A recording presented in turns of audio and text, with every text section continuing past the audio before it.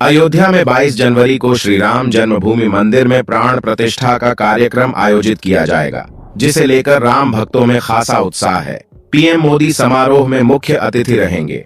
नमस्कार दोस्तों, जय श्री राम। आप सभी का स्वागत है हमारी आज की वीडियो में। 14वीं शताब्दी में जब भारत में मुगलों का शासन हुआ तो श्री राम जन्मभूमि को नष्ट कर वहां बाबरी मस्जिद बना दी गई। 1525 में राम जन्मभूमि मंदिर को बाबर के सेनापति मीर बांकी ने ध्वस्त करवाया था। तीर्थ नगरी अयोध्या को सतयुग में वैवस्वत मनु ने बसाया था। यहीं प्रभु श्री राम का जन्म हुआ, जिसका जिक्र वाल्मीकि की रामायण में भी है। सालों तक चले राम राज्य के बाद जब श्री राम ने जल समाधि ले ली तो अयोध्या नगरी सूनी हो गई। क्या हुआ? जब राम मंदिर निर्माण के दौरान नासा के वैज्ञानिकों को जो मिला, उसे देखकर आपके भी रोंगटे खड़े हो जाएंगे। अपने सनातनी होने पर आपको बहुत गर्व महसूस होगा। राम मंदिर में भगवान राम की प्राण प्रतिष्ठा की तारीख अब तय हो चुकी है और कई सालों के संघर्ष के बाद अब वह दिन आ चुका है जहां राम मंदिर के दरवाजे भक्तों के लिए खोल दिए जाएंगे। 22 जनवरी 2024 को भगवान राम की मूर्ति की प्राण प्रतिष्ठा होगी। लेकिन मंदिर निर्माण के दौरान कई ऐसे चमत्कार हुए हैं जिसे देखकर कई लोग हैरान हुए हैं। यहां तक कि नासा के वैज्ञानिक भी ऐसे चमत्कार को देखकर हैरत अंगेज रह गए हैं। आज की वीडियो में राम मंदिर के वह रहस्य हम आपको बताएंगे। साथ ही साथ जो चमत्कार मंदिर निर्माण के दौरान हुए, उन्हें जानकर आपको भी अपने सनातनी होने पर बड़ा गर्व होगा। वीडियो को अंत तक देखिएगा। लेकिन सबसे पहले प्रभु श्री राम के सच्चे भक्त, एक सच्चे सनातनी इस वीडियो को लाइक करके कमेंट बॉक्स में जय श्री राम जरूर लिखिएगा। आपको बता दें कि जब यहां मंदिर निर्माण का काम चल रहा था तब एक 1200 खंभों की ड्राइंग तैयार करवाई गई और अमेरिका से एक विशिष्ट वैज्ञानिकों की टीम को बुलवाया गया ताकि वे इसका निरीक्षण करके होने वाली हर एक कमियों को दूर कर दें और राम मंदिर की शान में 4 चांद लगा दे। लेकिन जैसे ही राम मंदिर के निर्माण के वक्त वहां की धरती को खोदा गया, तब उस धरती से एक ऐसी वस्तु निकली कि उसे देखकर सभी के होश उड़ गए और उस चमत्कारी और दिव्य वस्तु ने न सिर्फ उन वैज्ञानिकों के होश उड़ाए बल्कि भारत सरकार को भी हिलाकर रख दिया, जिसके बाद तुरंत एक कमेटी बनाई गई और उसकी जांच के लिए लगा दी। लेकिन उसके बाद कुछ ऐसा हुआ कि वे सभी भी प्रभु श्री राम के भक्त बन गए। दरअसल यह बात है राम मंदिर के निर्माण के समय की, जब अमेरिका से थॉमस नाम के एक वैज्ञानिक भारत में राम मंदिर निर्माण कार्य के दौरे पर आए हुए थे। यहां आकर उन्होंने देखा कि राम मंदिर का निर्माण कार्य तो काफी चल रहा है, जिसके बाद उन्होंने अपना रूटीन काम फिर से करना शुरू कर दिया। अपने काम करने के दौरान जैसे ही उनकी नजर मंदिर परिसर की तरफ गई तो उन्हें एक ऐसी जगह दिखाई दी जहां पर धरती नरम पड़ी हुई थी। देखने में वह धरती वहां की जगह से पूरी अलग ही दिख रही थी। थॉमस को अपनी अंतरात्मा से कुछ अलग सी प्रेरणा मिलने लगी और तुरंत थॉमस ने अपने मजदूरों को वहां की खुदाई करने को बोल दिया। एक बार के लिए तो मजदूर भी हैरान हो गए कि ऐसी धरती की वह खुदाई क्यों करवा रहे हैं, लेकिन मजदूरों को तो उनका ऑर्डर मानना ही था, इसलिए उन्होंने बिना कुछ सवाल किए खुदाई शुरू कर दी। जैसे ही वहां पर खुदाई शुरू हुई, कुछ ही देर बाद उस धरती से पानी का प्रवाह शुरू हो गया। उस बहते हुए पानी को देख खुदाई करने वाले मजदूर परेशान हो गए, क्योंकि पानी के अंदर खुदाई करना मुश्किल ही नहीं बल्कि नामुमकिन सा हो जाता है। लेकिन जब इस पानी का सर्वेक्षण किया तो पता चला है कि यह पानी तो पास ही में बह रही सरयू नदी का पानी है। वे लोग ये समझ नहीं पाए कि यह माता सरयू का आशीर्वाद है कि वह खुद राम मंदिर के निर्माण में सहयोग कर रही थी। इस पानी ने सभी वैज्ञानिकों को एक गहरी सोच में धकेल दिया। वे ये सोचने लग गए कि अगर ऐसे ही पानी निकलता रहा तो यहाँ एक भव्य मंदिर का निर्माण कैसे हो पाएगा, क्योंकि एक पानी वाली सतह पर मजबूत मंदिर बनवाना कोई हंसी खेल की बात नहीं थी।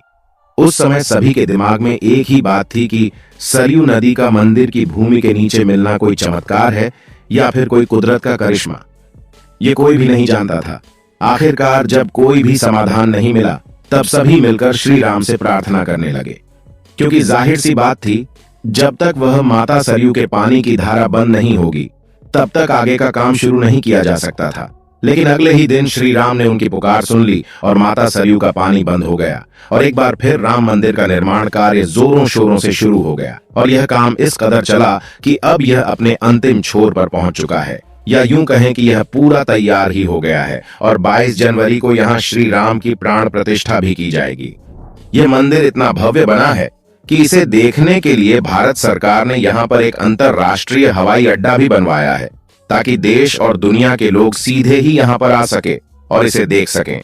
यह मंदिर तो आप कभी भी देख सकते हैं, लेकिन अब सवाल यह है कि जब पुराने समय में यहाँ पर राम मंदिर था, वह कैसा दिखता था, जिसे तोड़कर बाबर ने बाबरी मस्जिद बनाई थी। उस राम मंदिर का निर्माण आखिर किसने किया था? क्योंकि यह रहस्य आज तक सीमित लोगों को ही पता है। ज्यादातर लोगों को इसके बारे में कुछ भी मालूम नहीं है। तो चलिए, आज मैं आपको इसका पूरा रहस्य इस वीडियो के माध्यम से बता देता हूं। तो बने रहिएगा हमारे साथ वीडियो में एंड तक। आखिर उस समय भगवान राम की नगरी अयोध्या को किसने बनाया था? यह पवित्र नगरी हिंदुओं के लिए बहुत ही ज्यादा महत्वपूर्ण है, क्योंकि यहाँ पर स्वयं प्रभु श्री राम का जन्म हुआ था। इसलिए इसे राम जन्मभूमि भी कहते हैं। इतिहासकारों के अनुसार कौशल प्रदेश की प्राचीन राजधानी अवध को कालांतर में अयोध्या और बौद्ध काल में साकेत कहा जाने लगा। अयोध्या मूल रूप से मंदिरों का शहर था। हालांकि यहाँ खुदाई के वक्त आज भी हिंदू, बौद्ध एवं जैन धर्म से जुड़े मंदिरों के अवशेष देखे गए, जिसमें खंभों से लेकर कई हिंदू आकृतियां बनी हुई थीं। अयोध्या नगरी में होने का वर्णन भी वाल्मीकि रामायण में मिलता है। कहते हैं कि भगवान श्री राम के जल समाधि लेने के पश्चात अयोध्या कुछ समय के लिए उजाड़ सी हो गई थी, लेकिन उनकी जन्मभूमि पर बना महल वैसे का वैसा ही था। भगवान श्री राम के पुत्र कुश ने एक बार पूर्ण राजधानी अयोध्या का पुनर्निर्माण कराया। इस निर्माण के बाद सूर्य वंश की अगली 44 पीढ़ियां तक इसका अस्तित्व आखिरी राजा महाराजा बृहदबल तक अपने चरम पर रहा। कौशल राज बृहदबल की मृत्यु महाभारत युद्ध में अभिमन्यु के हाथों हुई थी। महाभारत के युद्ध के बाद अयोध्या उजड़ सी गई, मगर श्री राम जन्मभूमि का अस्तित्व फिर भी बना रहा। इसके बाद यह उल्लेख मिलता है कि ईसा के लगभग 100 वर्ष पूर्व उज्जैन के चक्रवर्ती सम्राट विक्रमादित्य एक दिन आखेट करते करते अयोध्या पहुंच गए। थकान होने के कारण अयोध्या में सरयू नदी के किनारे एक आम के वृक्ष के नीचे वह अपनी सेना सहित घना जंगल हो चला था। कोई बसावट भी यहाँ नहीं थी। महाराज विक्रमादित्य को इस भूमि में कुछ चमत्कार दिखाई देने लगे। तब उन्होंने खोज आरंभ की और पास के योगी व संतों की कृपा से उन्हें महसूस हुआ कि यह श्री राम की अवध भूमि है। उन संतों के निर्देश से सम्राट ने यहाँ एक भव्य मंदिर के साथ ही सरोवर, महल आदि बनवाए। कहते हैं कि उन्होंने श्री राम जन्मभूमि पर काले रंग के कसौटी पत्थर वाले 84 स्तंभों पर विशाल मंदिर का निर्माण करवाया था। इस मंदिर की भव्यता देखते ही बनती थी। विक्रमादित्य के बाद के राजाओं ने समय समय पर इस मंदिर की देखरेख की। उन्हीं में से एक शुंग वंश के प्रथम शासक पुष्यमित्र शुंग ने भी मंदिर का जीर्णोद्धार करवाया था। पुष्यमित्र का एक शिलालेख अयोध्या से प्राप्त हुआ था, जिसमें उसे सेनापति कहा गया है। इसके बाद ईशा की 11वीं शताब्दी में कन्नौज नरेश जयचंद आया, तो उसने मंदिर पर सम्राट विक्रमादित्य के प्रशस्ति शिलालेख को उखाड़कर अपना नाम लिखवा दिया। पानीपत के युद्ध के बाद जयचंद का भी अंत हो गया। इसके बाद भारतवर्ष पर आक्रांताओं का आक्रमण और बढ़ गया।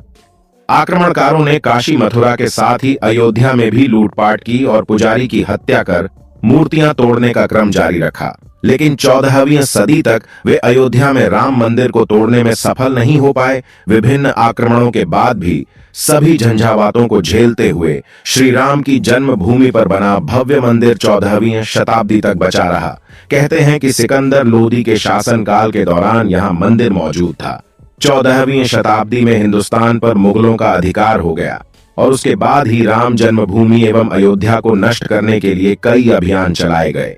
1527 से 28 में इस भव्य मंदिर को तोड़ दिया गया और उसकी जगह बाबरी ढांचा खड़ा किया गया। कहते हैं कि मुगल साम्राज्य के संस्थापक बाबर के एक सेनापति ने बिहार अभियान के समय अयोध्या में श्री राम के जन्म स्थान पर स्थित प्राचीन और भव्य मंदिर को तोड़कर एक मस्जिद बनवाई थी, जो 1992 तक विद्यमान रही। बाबरनामा के अनुसार 1528 में अयोध्या के दौरान बाबर ने मस्जिद निर्माण का आदेश दिया था। अयोध्या में बनाई गई मस्जिद में खुदे 2 संदेशों से इसका संकेत भी मिलता है। इसमें एक खास तौर से उल्लेखनीय है। इसका सार है जन्नत तक जिसके न्याय के चर्चे हैं। ऐसे महान शासक बाबर के आदेश पर दयालु मीर बाकी ने फरिश्तों की इस जगह को मुकम्मल रूप दिया। हालांकि यह भी कहा जाता है कि अकबर और जहांगीर के शासनकाल में हिंदुओं को यह भूमि एक चबूतरे के रूप से सौंप दी गई थी, लेकिन क्रूर शासक औरंगजेब ने अपने पूर्वज बाबर के सपने को पूरा करते हुए यहाँ भव्य मस्जिद का निर्माण कर उसका नाम बाबरी मस्जिद रख दिया था।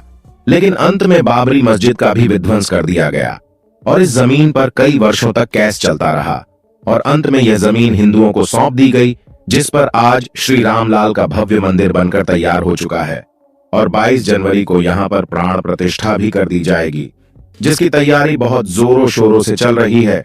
अयोध्या सज रही है, नगर के गली कूचे भी चमकाए जा रहे हैं, उत्सव का माहौल है, क्योंकि सदियों के इंतजार के बाद अयोध्या में मंदिर में रामलला विराजेंगे।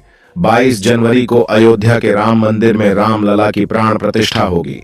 अब अयोध्या में बन रहे भव्य राम मंदिर को लेकर दुनिया भर के राम भक्तों में उत्साह देखा जा रहा है। 22 जनवरी को होने वाले रामलला की प्राण प्रतिष्ठा कार्यक्रम को लेकर हर कोई अपने तरीके से खुशी मना रहा है। कोई अपने सिर पर राम मंदिर का मॉडल लेकर घूम रहा है, तो कोई भंडारे लगाकर खुशी मना रहा है। अब वैसे अगर आप में से कोई अयोध्या निवासी है तो हमें अयोध्या के बारे में कमेंट में जरूर बताना और वीडियो पसंद आई तो लाइक करें, शेयर करें और ऐसी ही जानकारी को जानने के लिए चैनल को सब्सक्राइब करना मत भूलिएगा। धन्यवाद।